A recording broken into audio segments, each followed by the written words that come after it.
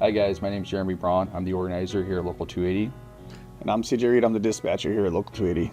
So we've decided to make a short video on the hiring hall rules, dispatch, how certain things work. So I'm going to ask CJ a series of questions. Can you explain to us the hiring hall rules, dispatch, book system? Yeah, let's just start with what is dispatch. Okay. So I am the liaison between our contractors and our labor force. So when they put in job requests, I fulfill that depending on what book they're on. Okay.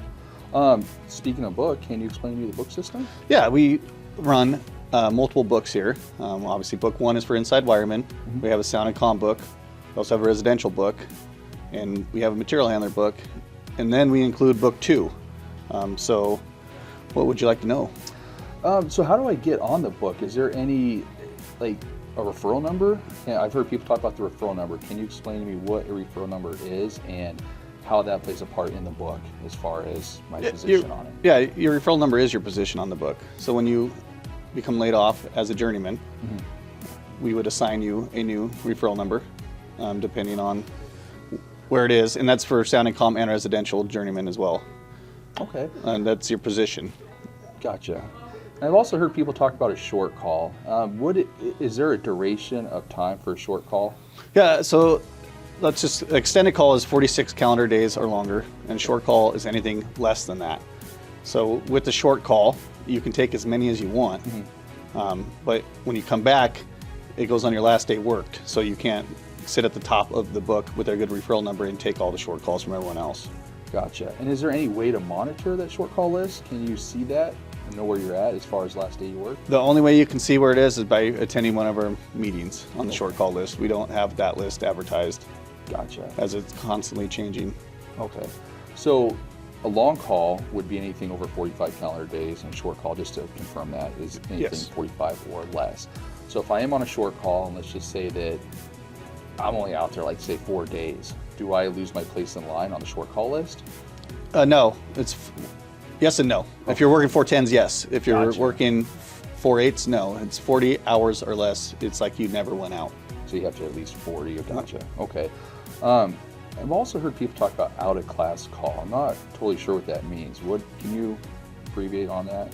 For an out of class call, it's for inside wiremen only.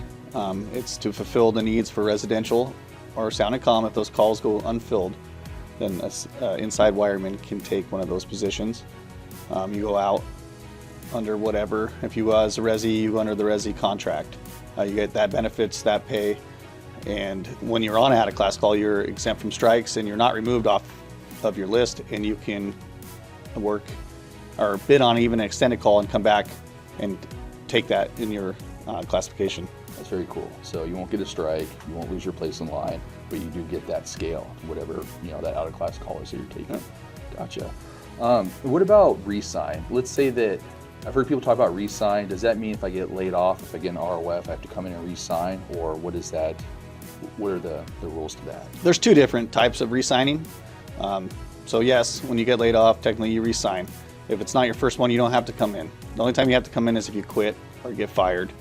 And then the other re-sign is at the end of the year in December. Mm-hmm. Everyone on our book system needs to come in and re-sign in person to maintain your position on that out of work list. Okay. And so why do we do that in December? What's the purpose of the re-sign? We have a lot of people come in throughout the year and sign our book, and it's kind of a way to clean it up. So we know who actually is, because throughout the year it grows. Right. Whether that's from your organizing efforts. Yeah. And they never tried to actually take a call. Gotcha. And then so it just kind of cleans it up. That makes sense. It's a good way to do it. I've also heard people, a lot of talk out in the field, 3 strikes, you're out, you rolled off the book. How exactly do you get a strike? Strikes are only in place on generic commercial work. So 5/8, mm-hmm. Simple work, no bona fide skill, no nothing. Okay. And essentially, whatever zone you choose, if we have a job in the north zone and you don't bid on it and it goes past you to someone behind you, you would receive a strike. If you receive 3 of those, you have to come back in person and sign the book. And that puts you at the bottom. Yep. Oof, yeah, I don't want that to happen, especially if you got a good number. Makes sense. So for you in your organizing, what do you tell a new JW when they come in? What do you do with them exactly? Okay, well, before I dive into that, I'll explain to you exactly what an organizer does.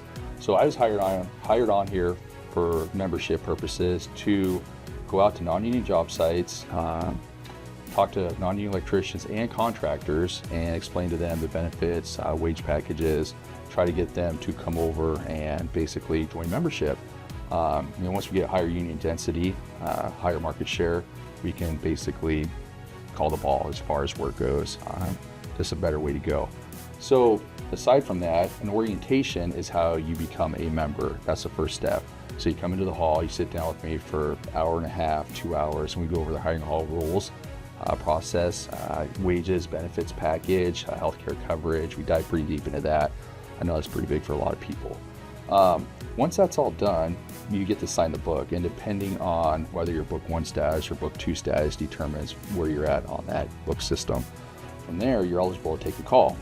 That's kind of where CJ would come in, but you just look at dispatch every day, check the website, see if there's anything available, and if it meets the criteria of your inside JW, residential sound and comm, whatever your classification is, you can call in on that with your referral number. With any luck, you get that call, and then join membership, pay the initiation fee, and you're an official member. Jeremy, I just realized I never touched on what book 2 was. Yeah, you know what? Let's dive into that. Can you explain to me book 2? So book 2 is our traveler book. Okay. Any member from another local that wants to come in and sign, they would sign book 2 as long as they have an Oregon electrical license. Okay. And then they would bid on work that way. It's the traveler book essentially. Okay. And what establishes the difference between book 1 versus book 2 criteria? Like, let's say that I've lived here for 6 months. I just moved here. I've been here for 6 months. Would I meet book 1 criteria, or would I meet book 2 at that point?